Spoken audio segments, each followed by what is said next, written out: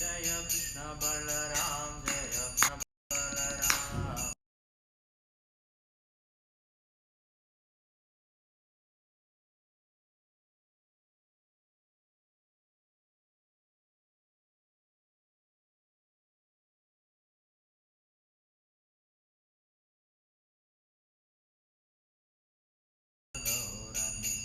Jaya Gauranitai, Jaya Gauranitai, Gauranitai, Jaya Gauranitai. Jaya Srinivas Govinda, Jaya Srinivas Govinda, Srinivas Govinda, Jaya Srinivas Govinda. Jaya Srinivas Govinda, Jaya Srinivas Govinda, Srinivas Govinda, Jaya Srinivas Govinda. Jaya Prahlad Narasimha, Jaya Prahlad Narasimha, Prahlad Narasimha, Jaya Prahlad Narasimha. Jaya Prahlad Narasimha, Jaya Prahlad Narasimha, Prahlad Narasimha, Jaya Prahlad Narasimha. Jaya Jaya Prabhupada, Prabhupada, Prabhupada, Jaya Jaya Prabhupada. Jaya Jaya Prabhupada, Prabhupada, Prabhupada, Jaya Jaya Prabhupada.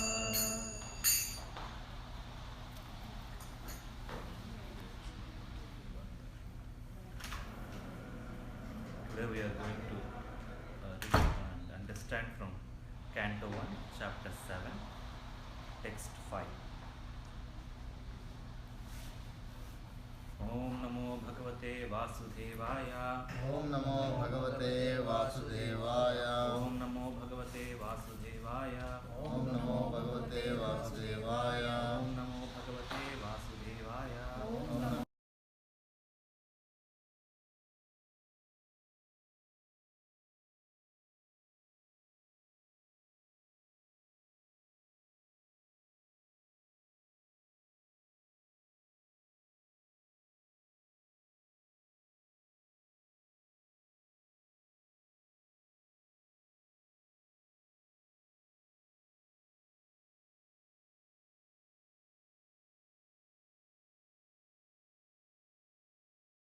Anartam Paropi Anute Anartam Tatkrutam Cha Abhipadyate Chakrutam Chapi Apadite Yaya Sammohito Jiva Yaya Sammohito Jiva Atmanam Trigunatmakam Atmanam Trigunatmakam Paro Api Manute Anartham Paro Api Manute Anartham Tatkrutam Cha Abhipadyate Tatkrutam Cha Apipadyate Yaya Sammohito Jiva Yaya Sammohito Jiva Atmanam Trigunatmakam Atmanam Trigunatmakam Paro Api Manute Anartham Paro Api Manute Anartham Tatkrutam Cha Apipadyate Tatkrutam Cha Vipadyate Yayo Sammohito Jiva Yaya Sammohito Jiva Atmanam Trigunaatmakam Atmanam Trigunatmakam Paropi Manute Anartham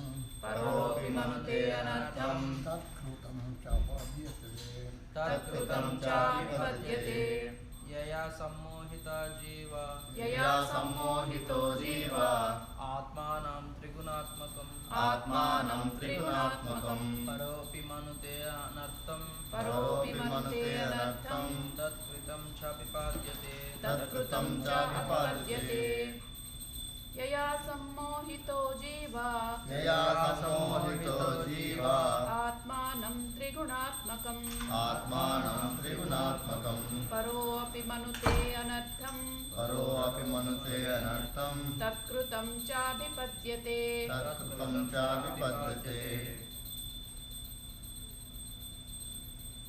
Yaya Yaya by whom? By whom? Sammohitaha Sammohitaha illusion. Illusion Jivaha Jivaha the living entities. The living entity Atmanam Atmanam self. Self Trigunatmakam Trigunatmakam conditioned by the three modes of nature Conditioned by the three modes of nature or or a product of matter. product of matter Para transcendental. transcendental Api Api in spite of in spite of Manute Manute takes it for granted. takes it for granted Anartham Anartham things not wanted. things not wanted tat, tat, by that, by that, kritam kritam cha, reaction, reaction, apipadyate, avipadyate, undergoes thereof. undergoes thereof. Translation and purport by Srila Prabhupada. Due to this external energy, the living entity, although transcendental to the three modes of material nature, thinks of himself as a material product and thus undergoes the reactions of material miseries. Repeat after me. Due to this external energy, Due to this external energy, the living entity, the living entity, although transcendental although transcendental to the three modes of material to nature, the three modes of material nature, thinks of himself thinks of himself as a material product as a material product and thus undergoes the reactions of the reactions of material miseries. material miseries. Purport. It's a long purport, but it's a wonderful purport. I read it at least 5 times. It's a very nice purport. The root cause of suffering by the materialistic living beings is pointed out with the remedial measures which are to be undertaken and also the ultimate perfection to be gained. All this is mentioned in this particular verse. The living being is by constitution transcendental to material engagement, but he is now imprisoned by the external energy and therefore he thinks himself one of the material products. And due to this unholy contact, the pure spiritual entity suffers material miseries under the modes of material nature. The living entity misunderstands himself to be a material product. This means that the present perverted way of thinking, feeling, and willing under material conditions is not natural for him, but he has his natural way of thinking, feeling, and willing. The living being in his original state is not without thinking, willing, feeling, power. It is also confirmed in Bhagavad Gita that the actual knowledge of the conditioned soul is now covered by saints. Thus, the theory that a living being is absolute impersonal Brahman is refuted herein. This cannot be because the living entity has his own way of thinking in his original and conditional state also. The present conditional state is due to the influence of external energy, which means that the illusory energy takes the initiative while the Supreme Lord is aloof. The Lord does not desire that a living being be illusioned by external energy. The external energy is aware of this fact, but still she accepts a thankless task of keeping the unforgotten soul under illusion by her bewildering influence. The Lord does not interfere with the task of the illusory energy, because such performances of the illusory energy are also necessary for reformation of the conditioned soul. An affectionate father does not like his children to be chastised by another agent, yet he puts his disobedient children under the custody of a severe man just to bring them to order. But the all affectionate Almighty Father at the same time desires relief for the conditioned soul. Relief from the clutches of the illusory energy. The king puts the disobedient citizens within the walls of the jail, but sometimes the king, desiring the prisoners' relief, personally goes there and pleads for reformation. And on his doing so, the prisoners are set free. Similarly, the Supreme Lord descends from his kingdom upon the kingdom of illusory energy and personally gives relief in the form of Bhagavad Gita, wherein he personally suggests that although the ways of illusory energy are very stiff to overcome, one who surrenders onto the lotus feet of the Lord is set free by the order of the Supreme. This surrendering process is the remedial measure for getting relief from the bewildering ways of the illusory energy. the surrendering process is completed by the influence of association. The Lord has suggested, therefore, but that by the influence of speeches of saintly persons who have actually realized the Supreme, men are engaged in the transcendental loving service. The conditioned soul gets a taste for hearing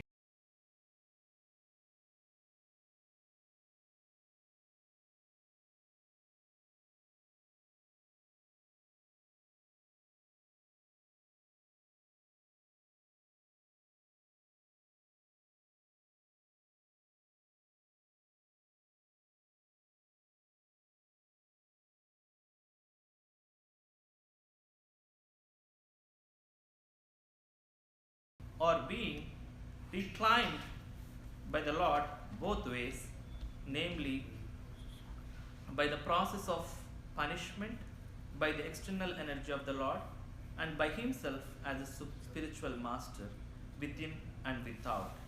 Within the heart of every living being, the Lord Himself, as the super soul Paramatma, becomes the spiritual master, and from without, He becomes the spiritual master in the shape of scriptures, saints, and explained in the next sloka. Personal superintendence of the illusory energy is confirmed in the Vedas, in the Kena Upanishad. In relation to the demigod's controlling power, herein also it is clearly stated that the living entity is controlled by the external energy in a personal capacity. The living being, thus subject to the control of external energy, is differently situated. It is clear, however, from the present statement of Bhagavatam that the same external energy is situated in the inferior position before the personality of Godhead or the perfect being. The perfect being or the Lord cannot be approached even by the illusory energy. One can only work on the living entities. Who can only work on the living entities? Therefore, it is sheer imagination that the Supreme Lord is illusioned by the illusory energy and thus becomes a living entity. If the living being and the Lord were in the same category, then it would have been quite possible for Vyasadeva to see it. And therefore would have been no question of material distress on the part of the illusion being, or for the Supreme Being is fully cognizant. So there are so many unscrupulous imaginations on the part of the monists to endeavor to put both the Lord and the living being in the same category. Had the Lord and the living beings been the same, then Srila Sukadeva Goswami would not have taken the trouble to describe the transcendental pastimes of the Lord, for they would have all manifestations of illusory energy. Srimad Bhagavatam is Samanbhunam, remedy for suffering humanity in the clutches of Maya. Srila Vyasadeva, therefore, first of all, diagnosed the actual disease of the conditioned souls, that is, their being illusioned by the external energy. He also saw the perfect Supreme Being, from whom illusion energy is far removed, though he saw both the diseased conditioned souls and also the cause of the disease. And the remedial measures are suggested in the next verse. Both the Supreme Personality of Godhead and the living beings are undoubtedly qualitatively one, but the Lord is the controller of the illusory energy, whereas the living entity is controlled by the illusory energy. Thus, the Lord and the living beings are simultaneously one and different. Another point is distinct herein, that eternal relation between the Lord and the living being is transcendental. Otherwise, the Lord would not have taken the trouble to reclaim the conditioned souls from the clutches of Maya.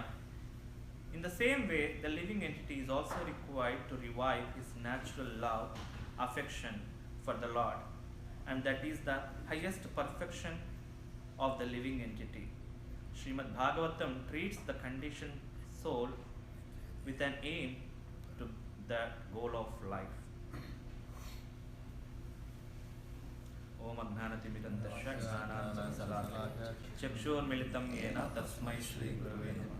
नमो ओं विष्णुपादाय कृष्णप्रेष्ठाय भूतले श्रीमते भक्तिवेदान्तस्वामिने नमः। नमस्ते सरस्वती देवे गौरवाणी प्रचारिणे निर्विशेषशून्यवादी पाश्चात्यदेशतारिणे। जय श्री कृष्ण चैतन्य प्रभु नित्यानंद श्री अद्वैत गदाधर श्रीवासादि गौरभक्तो। हरे कृष्णा कृष्ण कृष्ण हरे हरे, हरे Ram Ram Ram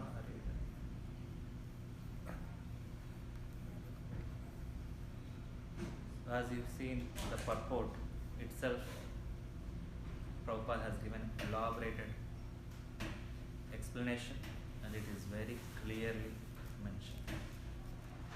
As we jivas are become illusioned by what? External energy.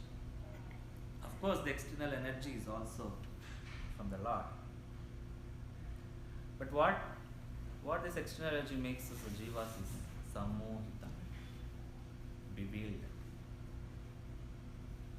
Because of that samohita, what happens? We think that we are product of material. Even though jivas are eternally, we are eternally transcendental.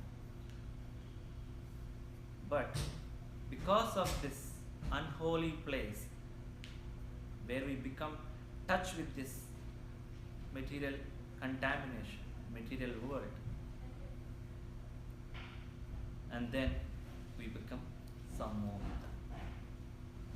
The moment we become sammohita, then what happens? We started thinking that I am this body. That's the whole thing, right? It is just a foolishness, like Prabhupada quotes in many examples.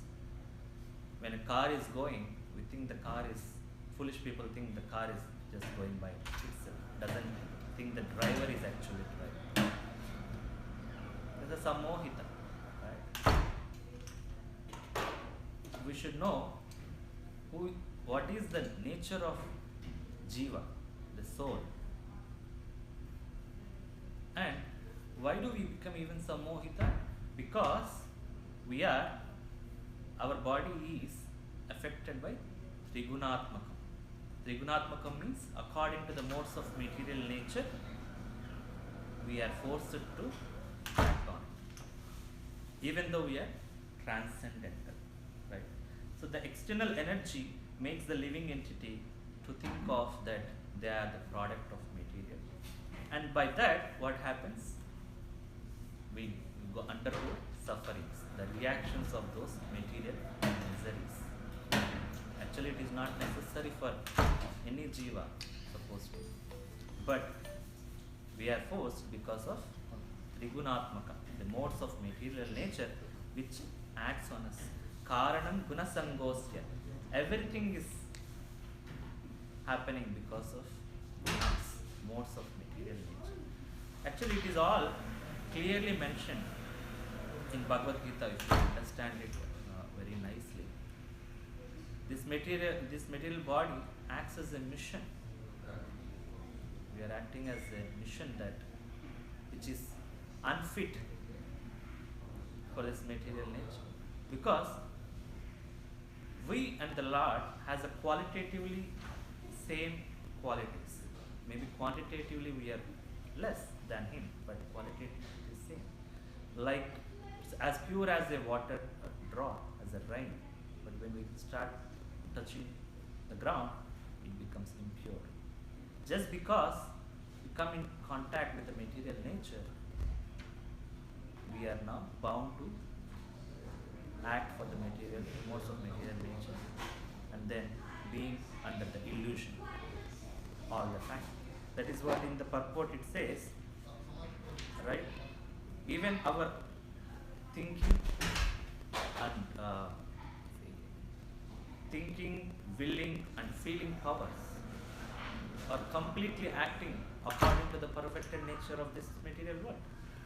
But whereas, as a living entity, that is not supposed to be. It doesn't mean The living entity, the transcendental, the original Jiva doesn't have a feeling or thinking or willing.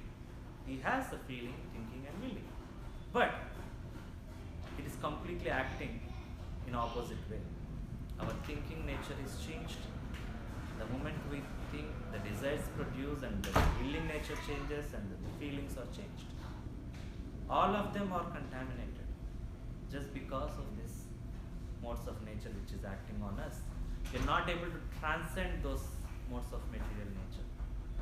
Why? Because we become sammohita, thinking that the relations around us are permanent, the possessions which I acquired are permanent, and this material body which I am enjoying right now is permanent, and I am going to continue with this enjoyment.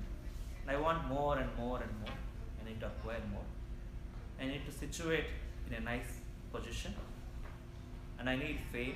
I need people to glorify me. These are all makes people sammohita. It is not so easy to come out of this sammohita. But as the Srimad Bhagavat wonderful literature, it is said in the first line of the purport, even though these are the root cause of our material sufferings, but we are pointed out here with the remedial measures which are to be taken, and for what? And for our ultimate perfection to be gained. That is very, very important. So we need to get into that perfect state where we are supposed to be. Unconditioned state of being, not the conditioned state of being as we are right now. So that is very important. Even though we are influence of material energy, that is the initiative taken by the material energy. Lord is aware of it. It is mentioned in the purport. It doesn't mean that material energy acting independently. No. Material energy doesn't act independently. It is stated even in Bhagavad Gita, right? What is the verse? Maya Dhakshena. So it is not acting independently. So Lord is aware of it, that nature is acting on us, external energy is acting on us. At the same time, even external energy is also aware of it, the fact that she is acting under the Supreme Lord. But still she accepts a thankless job. Many times we use that word, right? Many times we don't like something to do. We have to do because that's our duty, right? So Maya Devi, the external energy is just doing her duty. See, the wonderful thing is that it is mentioned, even the Lord does not interfere with the task of the illusory energy, because such performances of the external energy, illusionary energy, is required for a jiva. For what? To understand that we are in sammohita and this is not permanent place for us. We need to reform ourselves to go back to our original constitutional position. So for that reason, the Lord doesn't interfere in whatever the external energy doing to us, even though he is a controller. And he said that even he doesn't like we going through such miseries, we going through such illusion, right? Any affectionate father doesn't want their children to go with bad habits or to go into illusion, right? The same thing. Supreme Lord is such an affectionate father for us. He doesn't want us going through all these sufferings. But still, as we are disobedient children to him, we must go through. Right? When the reformation, when the education is required, even though in school, when the teacher is so harsh on children, even though she, sometimes to be hard on children, and children comes and complains to teachers, we say that, no, that's good for you, because she's teaching you to get good qualities, right? Same thing. When we are disobedient, we need to go through all these struggles, all this illusory energy, to understand and reform our original condition. But what happened? We don't realize at all. even though we are going through all these things, not just one life, from so many lives, birth after birth, birth after birth. But we don't want to reform ourselves. Lord is taking so much of trouble to get back to his loka, goloka. But we don't take any kind of trouble and any kind of endeavor to even put one step towards him. He is ready to come 10 steps towards us, but we are not even willing to take one step towards him.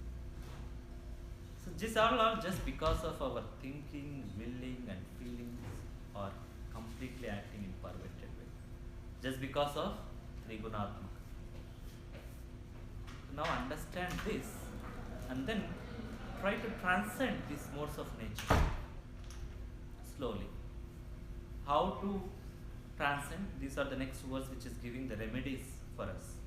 But in this verse itself it said that this Amala Purana, Srimad Bhagavatam, is that wonderful literature which is going to give remedies for us. So that much we know for sure.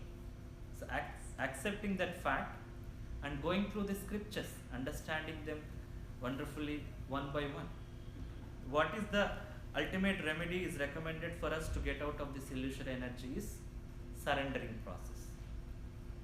Right? It is said that one who surrenders onto the lotus feet of the Lord is set free by the order of Supreme.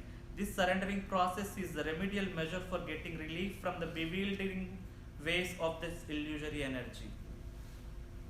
The surrendering process is completed by the influence of association. It is not said that just the surrendering onto the lotus feet of the Supreme Lord is you're done, you're free from the material contamination. Yes, that is the process. But to complete that surrendering process, to get out from this material contamination, from the bewildering ways of this illusory energy which is acting on us, what we need to do is first to start the surrendering process of influence of association. It is in two ways.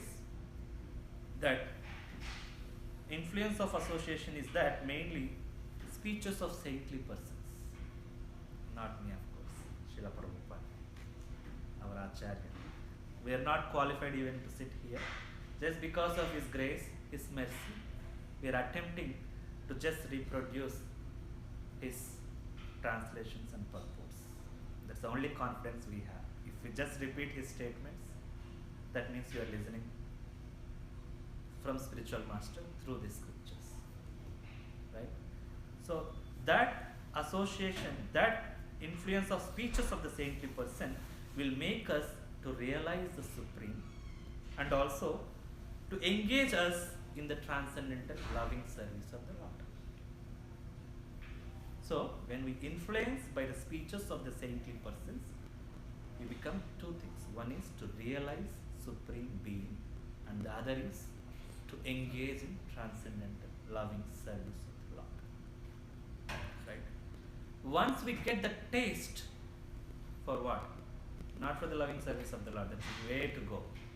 Once we get the taste of the Srimad Bhagavatam, taste of hearing scriptures from the saintly persons, the taste of reading each and every line of Srimad Bhagavatam and understanding that essence, that itself makes us gradually to elevate to the devotional platform in the ways of respect, devotion, and then attachment to the Lord.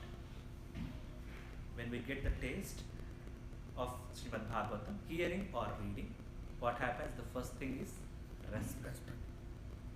Right? Anything. When you understand somebody, they are doing good. When you understand something, which you hear something, you start appreciating. Wow, that is good.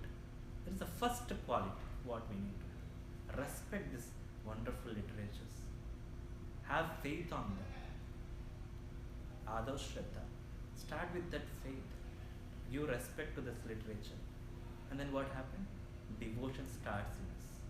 Once the devotion starts, then you develop attachment to the Lord. So that's not the first step to get attachment to the Lord or to engage in the loving service of the Lord. The first thing for us is to get the taste of Srimad Bhagavatam and Bhagavad Gita, literature of the Lord. Because these are coming directly from the mouth of the lotus, mouth of the Lord, the Supreme Lord. And all the remedies are mentioned here. We need not to go for searching after the remedies for this material miseries. Get out from this bewildering environment. It is just given in Srimad Bhagavatam. If that is not the purpose of this Bhagavatam, then why do Sri Vyasadeva comes to these conclusions of Srimad Bhagavatam following the instructions of Narada Muni, right? So the reformation can happen in two ways, right? One is through, even in the prisons, when you put in a prison, right, a murderer or a robber, when you put into prison, there's two purposes why people go to prison. One is for punishment and one is for reformation, right? But mostly the law of the government will try to reform people and put them back to the society. They can lead wonderful life. It's exactly the same thing. Now we put into the prison and we know we are going through the punishments. Now it is our duty to follow the instructions of the authority and reform ourselves so that we go back to Godhead and live in His eternal pastimes. Right? So that is very, very important. And it is completely mentioned in Srimad Bhagavatam. Bhagavad Gita also. If we actually understand Bhagavad Gita completely and clearly, everything is mentioned there. The one of the verse is Sarvadharman Parityajya Mamekam Sarvam Vraja. If you actually understand this verse, Sarvadharman, and the same thing in Srimad Bhagavatam, there is one more verse, it says, Tyaktva Swadharmam Charanam Bhujam Hare Swadharma. Krishna says, Swadharmam Parityajya. That means every one of us, dharma means occupational duty. That dharma, the characteristic of every one of us, Krishna orders that Sarvadharman Parityajyam Mamekam Sharanam Vraja. If we accept that, the instruction and the Swadharma mentioned in Bhagavatam, if we accept that and surrender to Krishna, even though with sentiment, not that you need to go through Srimad Bhagavatam and Bhagavad Gita, understand it thoroughly and then accepting the surrendering of Krishna. Even though you do that, it is said in Bhagavatam, I am not saying that. Tyaktva Swadharmam Charanambujam Hare Patito Tato Yatha Bhajan Apokvat Atha. Narada Muni says that if somebody, even by sentiment, accept Krishna and surrender to Krishna, that's all right. Krishna says, Sarvadharman Parityajyam. Let us stop all this business, any other business, and become Krishna consciousness. Even though that is by sentiment, that's okay. Therefore, Narada is saying that even one accepting by sentiment and later on, Bhajanan Apokvatha, his execution of devotional service, not mature, and he falls down because he didn't go through the process of knowledge, he didn't go through the process of understanding the Supreme Person. He just accepted Krishna, surrendered Krishna through sentiment. But Narada Muni is saying that that is also fine. Even though he accepts him through sentiment and surrenders Krishna, that is also fine. But even though in his devotional service he falls down, that is also fine. Why is he saying all these things? Right? Let's see. Narada Muni says, Yatra kwa vabhadra avud amushyakim. Where is the loss of that person? Just because he accepted sentimentally and he surrendered to Krishna, he fell down because he is not able to continue his devotional service. But where is the loss of that person? On the other hand, the person who has not accepted this at all, he is very regularly executing all his material duties and undergoing all the material miseries. But this person who accepted just by sentiment, where is the loss for him? Even though he fall down, even though he is not able to execute his devotional service in Krishna consciousness, what is the problem? He's better than the person who is not even accepted Krishna. Right? That is the wonderful nature of the great saints. Right? They are not forcing us, they are not giving us the highest thing to follow. They are saying just accept Krishna first for now. Then you will understand scriptures, follow regulative principles. It's not that you start with regulative principles, you should not do this, you should not do that, you should not. Nobody can approach even Krishna. Nobody can even enter to our Krishna Balaram Mandir. If we put a board outside, these are the 4 regulative principles to follow to enter into this temple. No, that is not our process. Those are our principles to execute our devotional service, to surrender to Krishna, but that's not the first basic step for anybody. Come on, accept it and follow whatever level of your understanding, then gradually it progresses. Because what happens, just because he accepted, even though sentimentally, the Krishna consciousness, after that, even though he falls down, there is no loss. If he were faithful to our material duties, then he can take at least next birth and becomes a devotee, right? But where is the gain for the other person who is not even accepting Krishna? So this is very, very important. So laws of nature is very strict on us. You cannot avoid anything, right?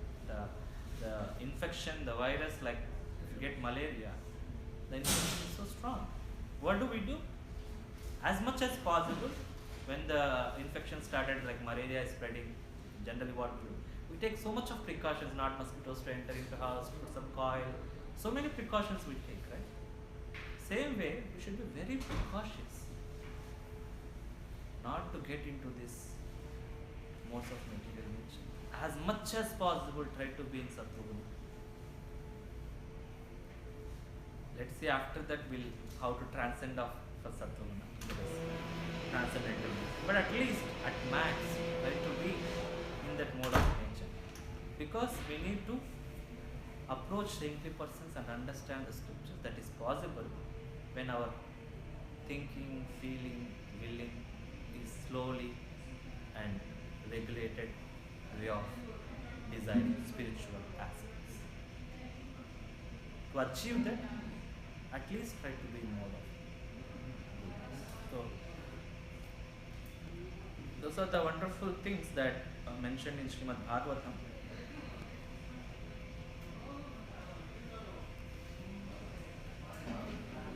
And also, it is said here that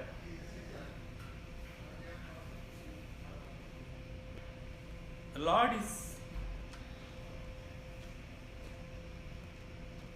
Lord would not have taken the trouble to reclaim the conditioned souls from the clutches of Maya. This is another distinct point, because we have eternal relation with the Lord for so long that Lord would have not taken this trouble for us to reclaim all these conditioned souls if He is not affectionate on us. Lord always wants us to be with Him. We are the ones who came away from Krishna. So laws of nature gives us whatever we desire, and Lord doesn't interfere on that. One who wants to enjoy the Rajoguna propensities of like lording over and eat all kinds of food, you are bound to accept animal body. You are forced to because of material nature. Right? So we need to be very careful. Somehow or other, because of our desires, we are here in this material world. Not to get into that samohita. There is another verse which is mentioned in Srimad Bhagavatam, that anartopasam saksha bhakti yogam adokshache lokasya dhanato vidvamsa chakre satvata samhitam. This Srimad Bhagavatam is Satvata Samhitam, spiritual knowledge, it has nothing to do with the material nature.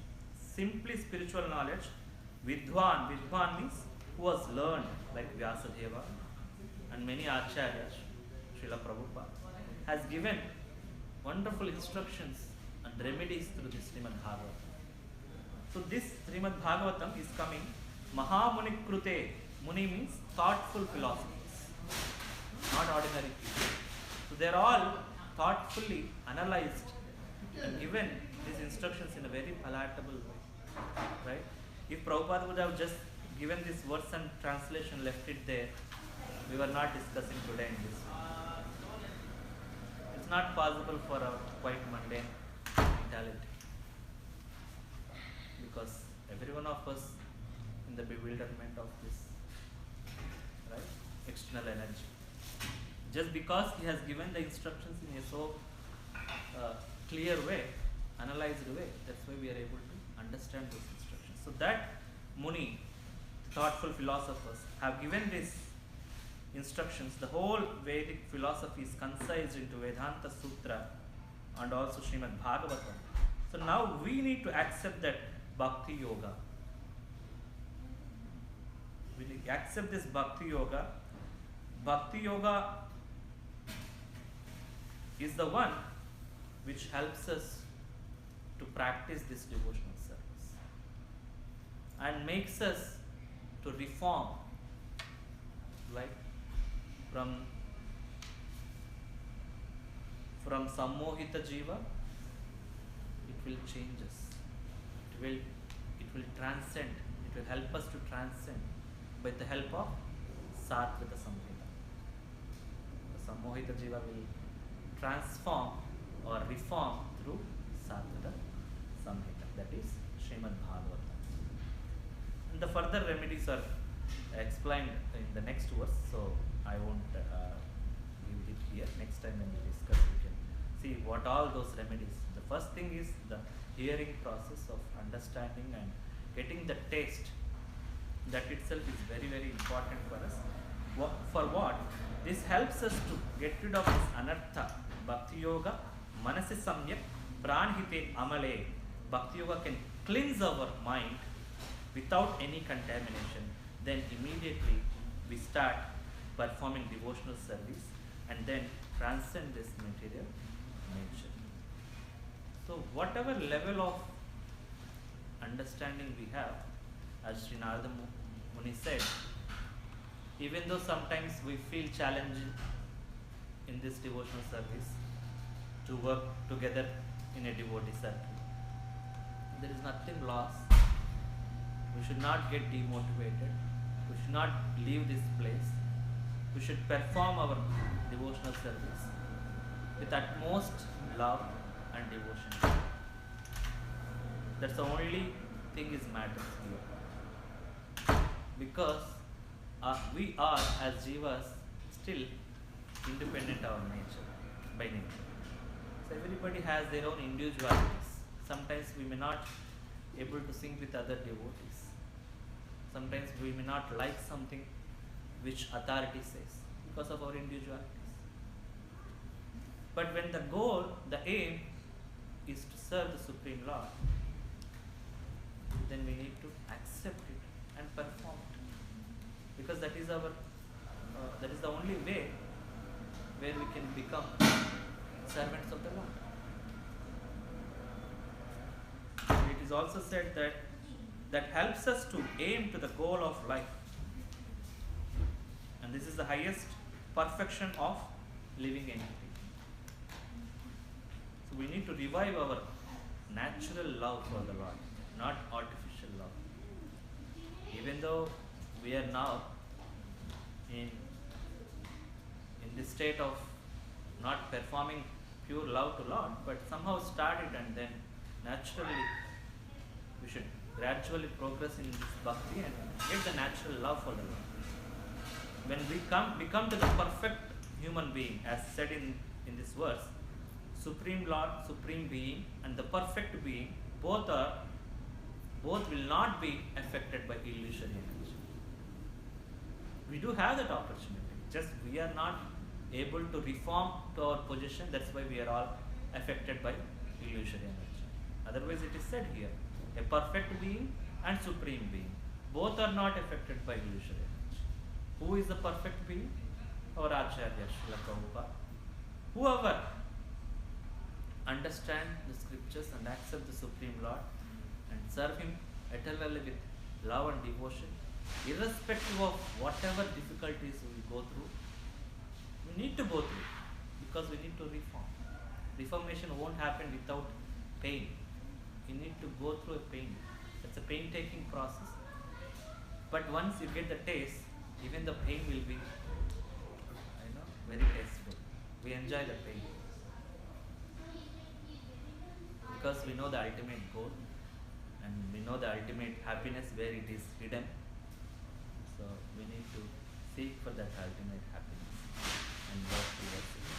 So I'll stop here. Thank you very much. Srimad Bhagavatam. की जय Srila Prabhupada. की जय